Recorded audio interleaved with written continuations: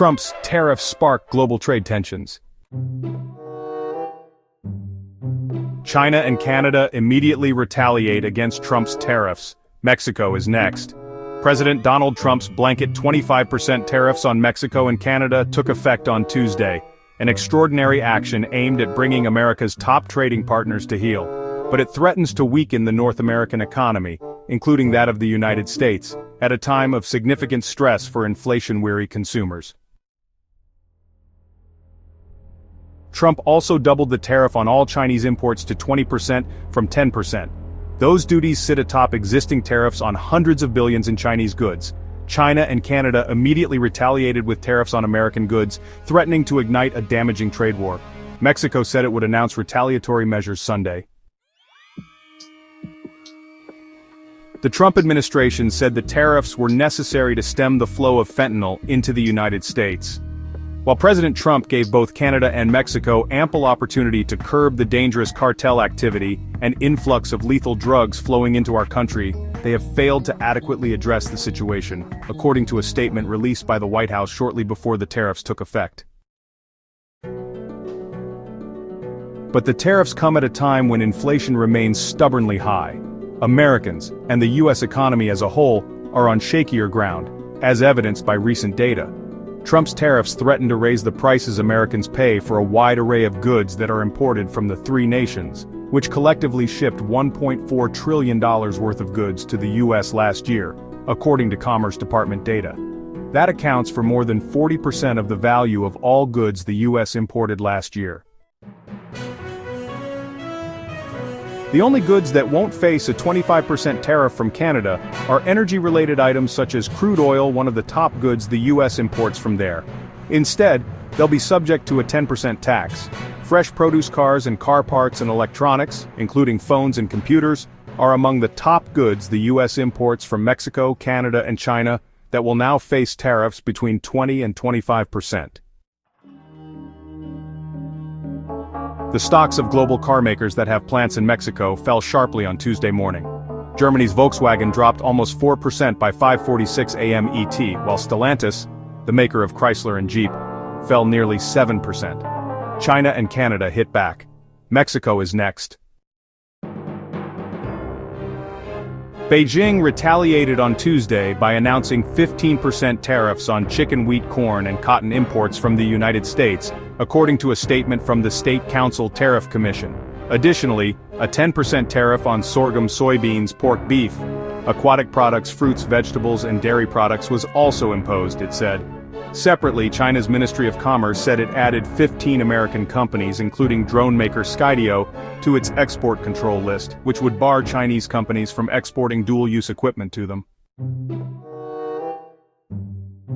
China's retaliatory tariffs followed a restrained, targeted approach aimed at causing pain to those industries that matter the most to the supporters of the Trump administration, said Alfredo Montufar-Helu, head of the China Center for the Conference Board.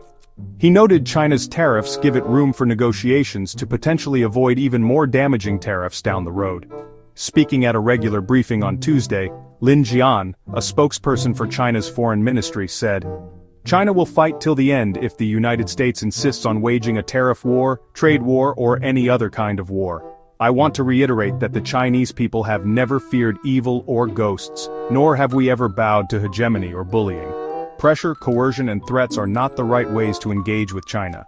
Trying to exert maximum pressure on China is a miscalculation and a mistake," he added. Like, subscribe, and comment for quick, to-the-point news and information.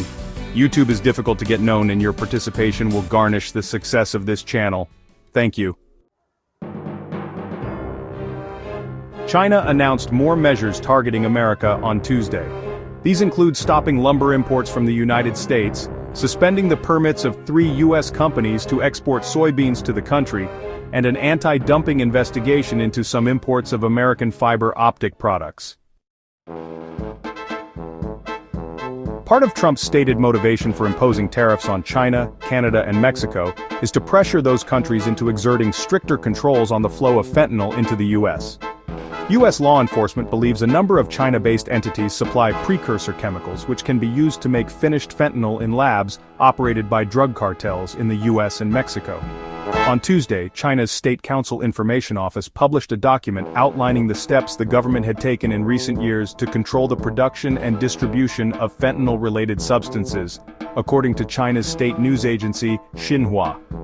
Referring to China's approach to international drug control, Xinhua quoted the document as saying that the country advocates mutual assistance and opposes finger-pointing and buck-passing. In Canada, Prime Minister Justin Trudeau said hours before the tariffs took effect that Ottawa would immediately respond with tariffs on 30 billion Canadian dollars, $20.7 billion US dollars, of US goods. By March 25, he said Canada would impose an additional 125 billion Canadian dollars, $86.2 billion US dollars, tariff on American goods. Canada will not let this unjustified decision go unanswered, Trudeau said in a statement. The Premier of Ontario, Canada's largest province, has also repeated his earlier threat to cut off energy supply to the U.S. in response to Trump's tariffs. If they want to try to annihilate Ontario, I will do everything, including cut off their energy with a smile on my face. And I'm encouraging every other province to do the same, Doug Ford told reporters on Monday, adding that Eastern U.S. relies on our energy, they need to feel the pain. Despite Trump's prior claims that exporters pay for tariffs, it's actually the parties receiving goods from abroad that pay the tariff up front. Those parties, often businesses, typically then pass on the additional tariff costs to consumers by raising prices. But in some cases they may opt to or be forced to absorb the higher costs. Mexico's President Claudia Sheinbaum said on Tuesday morning that she would announce retaliatory tariffs on American imports into Mexico, as well as non-tariff measures, on Sunday. She said she will probably have a call with Trump on Thursday. The unilateral decision made by the United States affects national and foreign companies operating in our country, as well as our people, she said at a press conference in Mexico City. No one benefits from this decision, she added. Although America's economy remains resilient, tariffs come during a time of increasing cracks in the foundation. A Bureau of Economic Analysis report Friday showed consumer spending unexpectedly fell in January, and a recent inflation report showed consumer prices rebounded in January, and inflation continues to grow at a stubbornly high pace. Meanwhile, consumer confidence fell the most to start a year since 2009, and a separate consumer sentiment report last month registered the biggest decline since records began in 1978. That's a problem because consumer spending makes up more than two-thirds of America's economic activity. Friday's jobs report is expected to show growth continues to stagnate. First-time applications for jobless benefits ticked up more than expected last week, and the Trump administration is laying off thousands of federal workers, potentially disrupting local economies.